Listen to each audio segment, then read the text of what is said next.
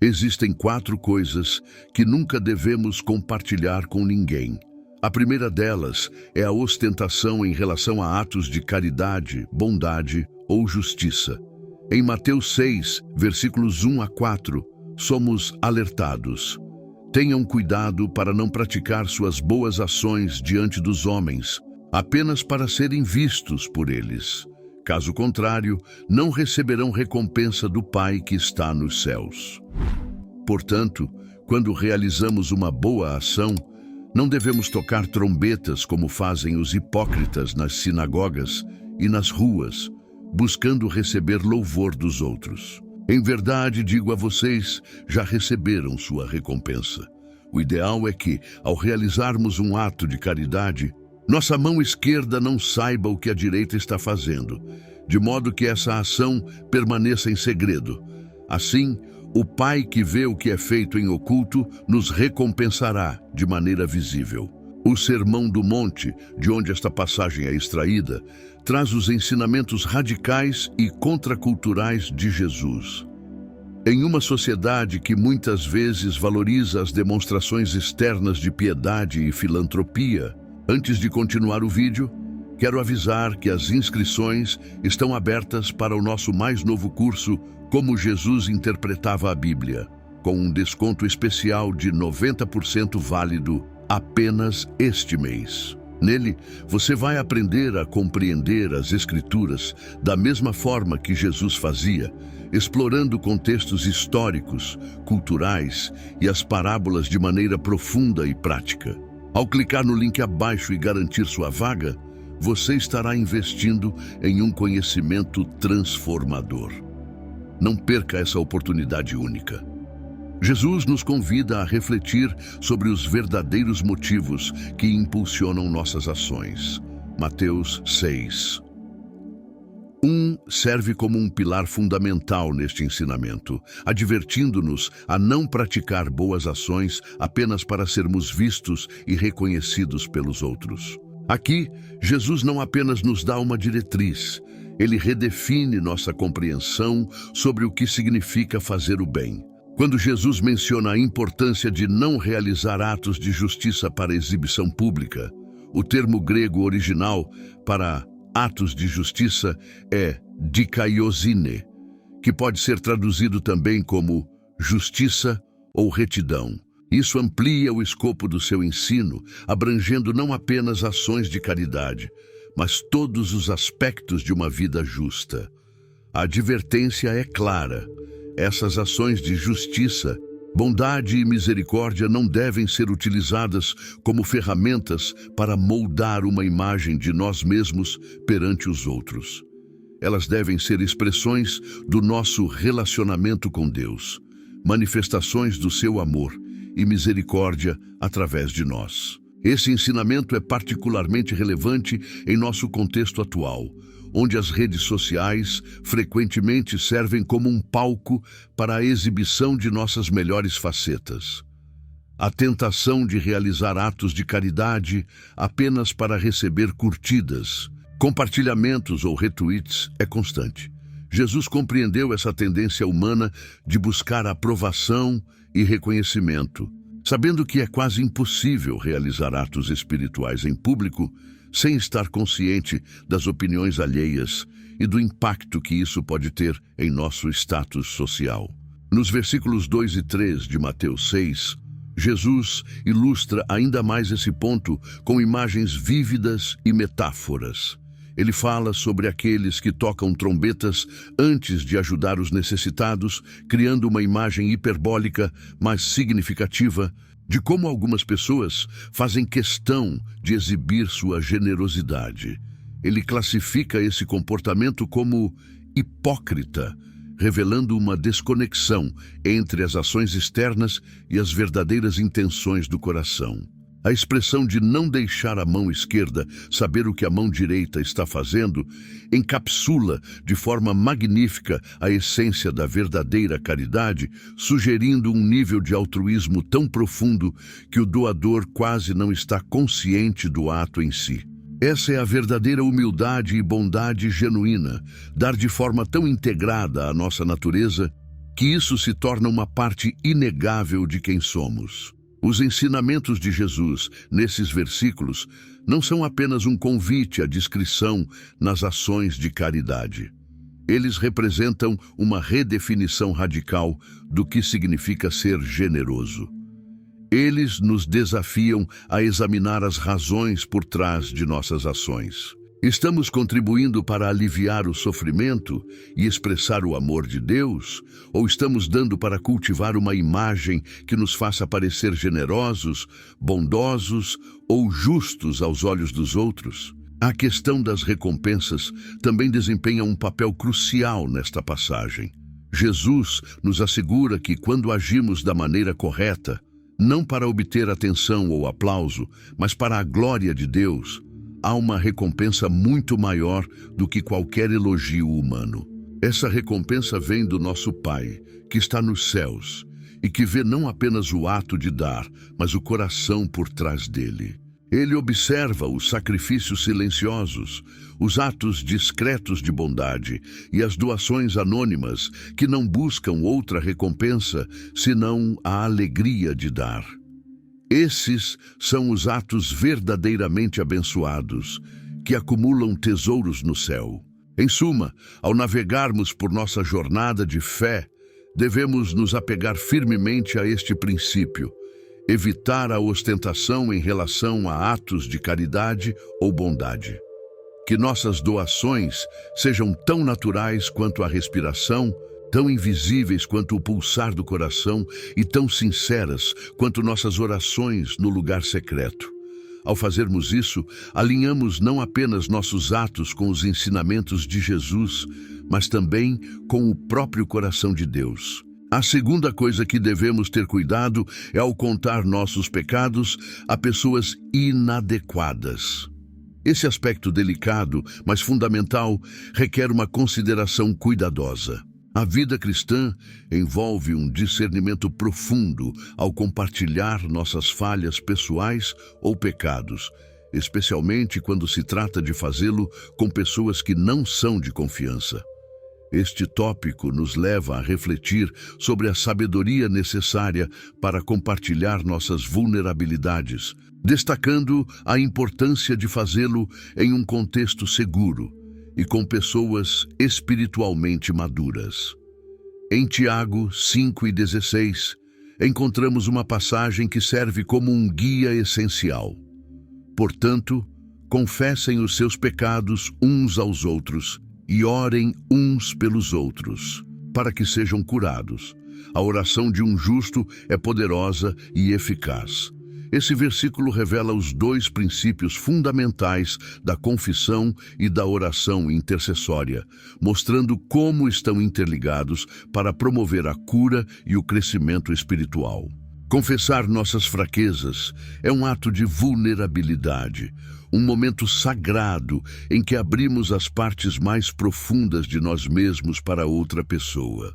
É uma prática carregada de potencial para cura e transformação, mas a eficácia e a segurança desse ato dependem imensamente da pessoa que recebe essa confissão. Idealmente, essa pessoa deve ser alguém maduro na fé, caracterizado por honra, integridade e maturidade espiritual. Essa pessoa não é apenas um ouvinte passivo, ela se torna um participante ativo no processo de cura, oferecendo oração, orientação e apoio. Infelizmente, muitos já enfrentaram a dor e a desilusão que vem quando confissões tão sensíveis são recebidas com traição em vez de suporte. É comum que, ao compartilhar uma luta pessoal com alguém que se mostra não confiável, isso resulte em fofocas, o que não apenas prejudica a reputação, mas também fere profundamente o espírito da pessoa. Essa situação pode afastar indivíduos da igreja e prejudicar sua jornada espiritual. Tais experiências ressaltam a importância de escolher cuidadosamente com quem revelamos nossas lutas mais íntimas. Quando alguém se apresenta para compartilhar uma fraqueza ou um pecado, é uma grande responsabilidade responder com graça, compreensão e confidencialidade. Como cristãos, devemos responder com maturidade, o que nos leva a orar por essa pessoa em vez de fofocar sobre ela. Essa abordagem vai além de simplesmente guardar um segredo. Trata-se de honrar a confiança depositada em nós e cumprir o mandamento bíblico de suportar as cargas uns dos outros de maneira que promova cura e restauração. O papel da oração nesse processo é inestimável. A segunda parte de Tiago 5 nos lembra que a oração de um justo é poderosa e eficaz. Quando estamos envolvidos na confissão de alguém, nossa resposta primária deve ser levar a luta dessa pessoa diante de Deus em oração. Esse ato de intercessão é uma ferramenta poderosa no arsenal espiritual de cada crente, capaz de promover mudanças, cura e libertação na vida dos outros. A oração, neste contexto, não é uma ação passiva ou uma última opção. É um engajamento ativo na batalha espiritual em favor de outra pessoa. Em um mundo onde compartilhar questões pessoais é frequentemente tão simples quanto uma postagem nas redes sociais, o ensinamento sobre a discrição na confissão se torna ainda mais relevante. Vivemos em uma época que cada vez mais confunde as fronteiras entre o público e o privado, onde a tentação de compartilhar tudo com todos está sempre ao nosso alcance. No entanto, como seguidores de Cristo, somos chamados a um padrão diferente, que valoriza a santidade das lutas pessoais e as aborda dentro da segurança e confidencialidade de relacionamentos espirituais confiáveis. Outro ponto importante é o cuidado ao anunciar prematuramente nossos sonhos. A Bíblia nos adverte sobre os perigos de falar demais ou ser excessivamente falador. Em Eclesiastes 5:3, lemos: "Pois o sonho vem através de muito trabalho, e a voz do tolo se conhece por muitas palavras." Eclesiastes 10:14 complementa: "O tolo multiplica palavras. Ninguém sabe o que é, e quem pode dizer-lhe o que será depois dele?" A vida de José na Bíblia nos ensina uma valiosa lição sobre sabedoria e como interagir com os outros. José era o filho favorito de Israel, e isso gerava inveja entre seus irmãos. Em uma passagem da Escritura, vemos que José teve 2 sonhos. No entanto, ao compartilhar o primeiro sonho com seus irmãos, ele não fez uma escolha muito inteligente. O segundo sonho, ainda mais revelador, colocava José não apenas acima de seus irmãos, mas também acima de seus pais. A consequência imediata desse compartilhamento foi um aumento da hostilidade e do ressentimento entre seus irmãos. Não podemos saber como teria sido diferente a jornada de José para a realização de seus sonhos se ele tivesse falado menos, mas sabemos que a Bíblia nos aconselha a agir com sabedoria. Falar demais pode nos trazer problemas. O mundo não precisa conhecer todos os nossos planos e objetivos. A verdade é que nem todos torcem por nós. Vivemos em um mundo caído e, infelizmente, nem todos desejam o melhor para nós. Algumas pessoas podem até sentir inveja quando somos abençoados por Deus. Assim como um cachorro não consegue esconder sua natureza, se não gosta de alguém, isso fica evidente. As relações humanas são complexas e muitas vezes imprevisíveis. Portanto, é essencial sermos cautelosos ao compartilhar nossas aspirações e lutas, escolhendo sabiamente com quem dividir nossas histórias e sonhos. Um cachorro é bastante claro em suas emoções.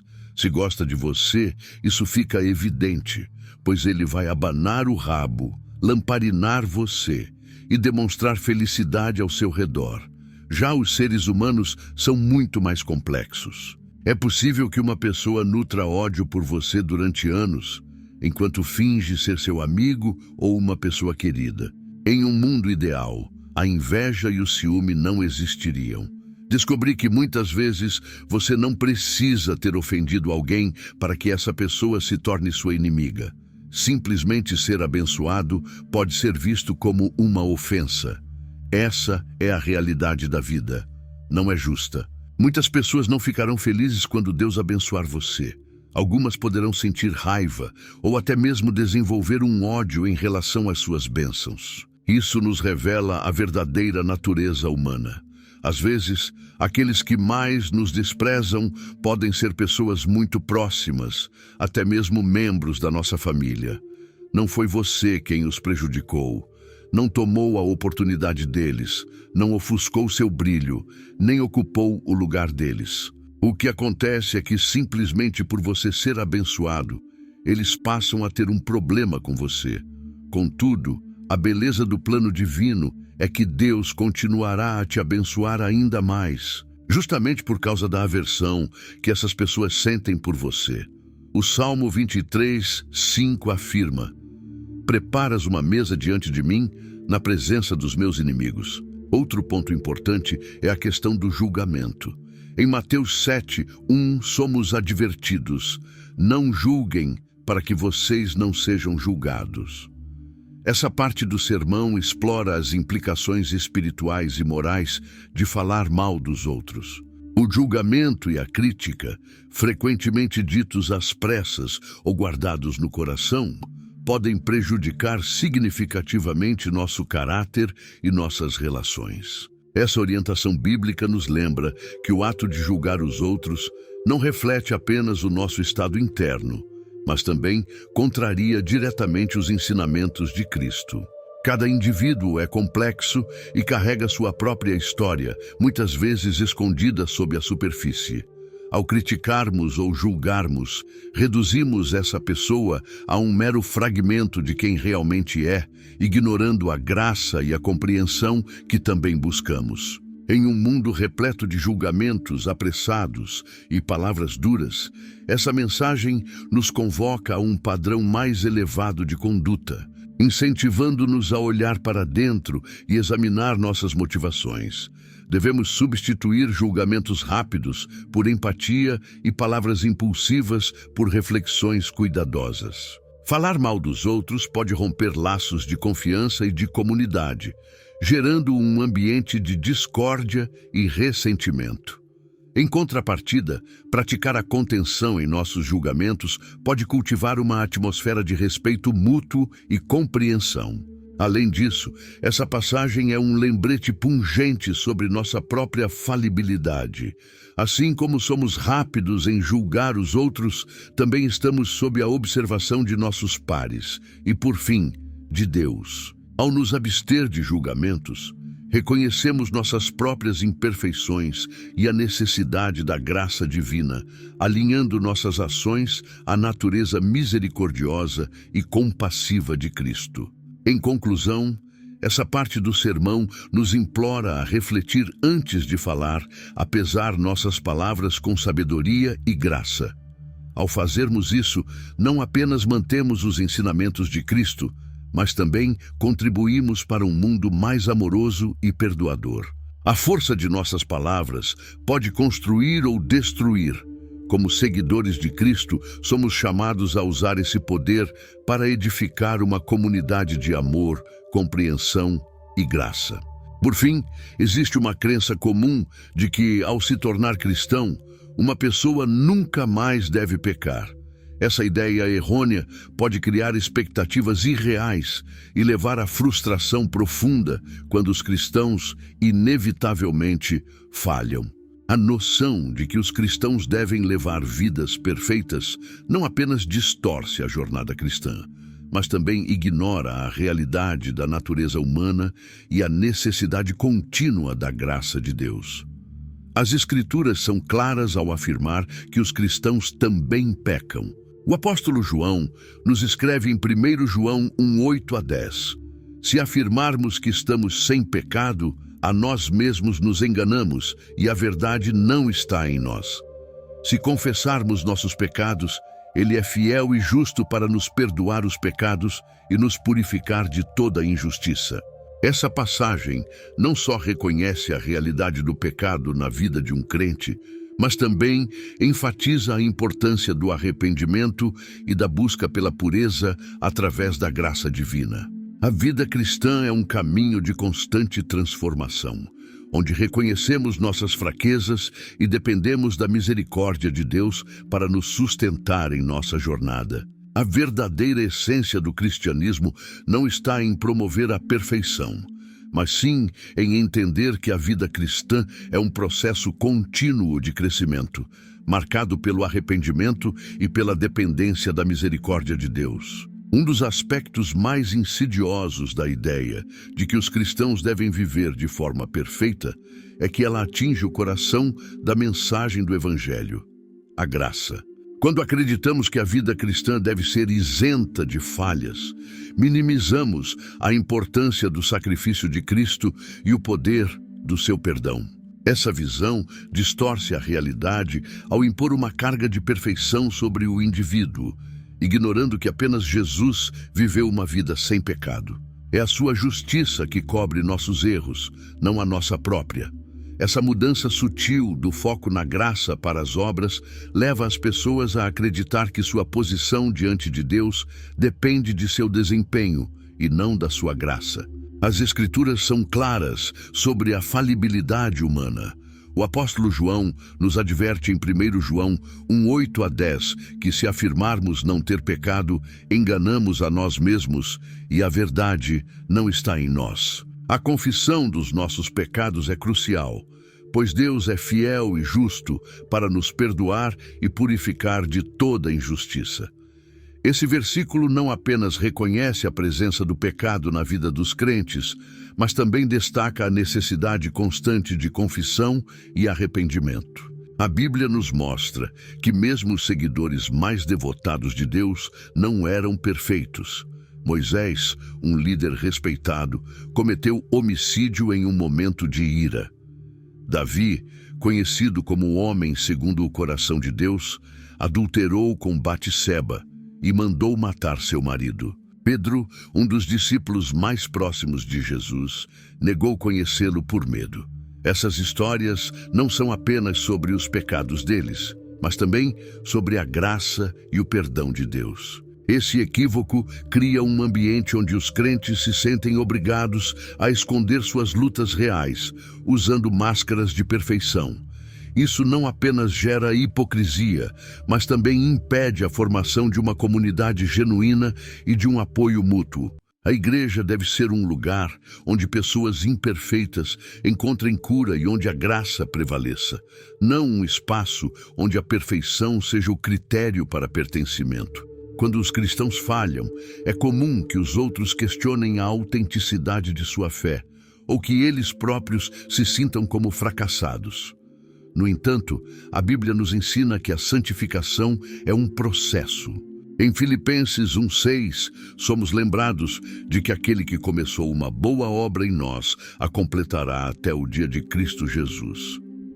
Isso significa que Deus está constantemente moldando nossas vidas, mesmo através dos nossos erros. Jesus não veio para os justos, mas para os pecadores, e nos encontra em meio às nossas imperfeições, transformando-nos pela sua graça. A vida cristã é sobre sermos honestos com nossas lutas e confiarmos em Deus para nos ajudar a crescer. Somos chamados não a fingir que temos tudo sob controle, mas a apontar para aquele que realmente nos sustenta. Outra crença comum é a de que, ao se tornarem cristãos, as pessoas não enfrentarão mais problemas, dores ou falhas. Essa visão, frequentemente promovida pela teologia da prosperidade, sugere que Deus garante uma vida isenta de dificuldades, repleta de saúde, riqueza e sucesso constante. Contudo, essa noção é uma distorção perigosa do ensino bíblico e pode levar à desilusão quando os cristãos se deparam com as inevitáveis dificuldades da vida. A Bíblia nunca promete que os cristãos estarão livres de sofrimento. Jesus mesmo alertou: "Neste mundo vocês terão aflições, mas tenham ânimo, eu venci o mundo." A realidade é que problemas e dificuldades fazem parte da experiência humana, e a fé em Cristo não nos imuniza contra essas realidades. Em vez disso, ela nos oferece esperança e força que transcendem nossas circunstâncias. Isaías 43:2 expressa lindamente a promessa de Deus de estar conosco em nossas provações. Quando passares pelas águas, estarei contigo, e quando pelos rios, eles não te submergirão. Quando passares pelo fogo, não te queimarás. Note que o texto fala quando e não se, enfatizando que dificuldades são inevitáveis. Essa passagem não nos promete a ausência de situações difíceis, mas nos garante a presença de Deus em meio a elas. Ao longo da Bíblia, encontramos exemplos de pessoas de fé enfrentando grandes dificuldades. Jó perdeu tudo, mas manteve sua fidelidade a Deus. José foi vendido como escravo e encarcerado injustamente antes de se tornar uma figura proeminente. Paulo enfrentou naufrágios, prisões e perseguições por sua fé. Até Jesus, o Filho de Deus, sofreu e morreu na cruz. Essas narrativas nos lembram que a fé não impede o sofrimento, mas nos proporciona um caminho para atravessá-lo. Além disso, essa falsa crença pode levar a uma compreensão superficial das bênçãos de Deus, limitando-as a bens materiais e conforto físico. Isso reduz a riqueza das bênçãos de Deus a coisas temporais e ignora as bênçãos mais profundas, como paz, perseverança, caráter e esperança, que muitas vezes são forjadas no crisol do sofrimento. Romanos 5, 3-4 nos ensina que devemos nos gloriar nas aflições, pois elas produzem perseverança, e a perseverança gera caráter, e o caráter gera esperança. As provações não são o oposto do trabalho de Deus em nossas vidas. Frequentemente, elas são o meio pelo qual Ele nos refina e nos aproxima dele, preparando-nos para um serviço maior. A crença de que os cristãos não passarão por dificuldades pode levar à imaturidade espiritual, pois estabelece expectativas irreais. Quando os cristãos acreditam que sua fé os protegerá de todo sofrimento, a primeira dificuldade pode provocar uma crise de fé, levando-os a pensar que Deus não os ama ou não se importa com eles. Entretanto, as Escrituras nos ensinam que as provas não são um sinal da ausência de Deus, mas sim uma oportunidade para uma dependência mais profunda dele. Tiago 1:2-4 nos incentiva a considerar como pura alegria quando enfrentamos diversas provações, pois sabemos que a prova da nossa fé produz perseverança. A verdadeira fé cristã não se trata de escapar das dificuldades, mas de suportá-las com a certeza da presença e da força de Deus. Trata-se de encontrar paz na tempestade, esperança no desespero e alegria na tristeza, porque confiamos que Deus está fazendo todas as coisas cooperarem para o bem. A presença de dificuldades na vida de um cristão não é evidência de falta de fé, mas sim um testemunho de uma fé que está sendo refinada e fortalecida. Ao abraçar a verdade de que Deus está conosco em cada provação, podemos desenvolver uma fé resiliente que se mantém firme, independentemente das circunstâncias. Nossa esperança não está na ausência de dificuldades, mas na fidelidade das promessas de Deus. Vamos rejeitar a ideia de que os cristãos não enfrentarão dificuldades. Em vez disso, vamos abraçar a verdade de que, embora enfrentemos desafios, nunca estamos sozinhos. Deus está conosco em cada prova, oferecendo sua paz, orientação e força. Nossa esperança não está em uma vida sem problemas, mas em um Deus fiel que caminha ao nosso lado em cada estação da vida.